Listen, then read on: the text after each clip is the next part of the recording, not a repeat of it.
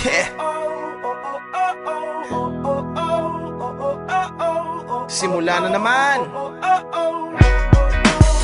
Magandang umaga, kaibigan.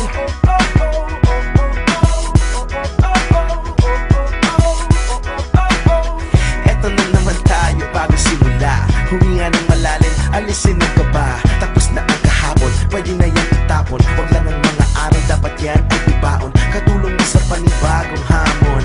May paparating na bagong alon. Pwede kang lamunin o pwede mong sabayan. Yung aral na kahapon, pwede kanyang gabayan. Kung ako sa'yo, tumayo ka na dyan. Huwag ka na magpahuli, kami ay sundan patungo sa liwanag.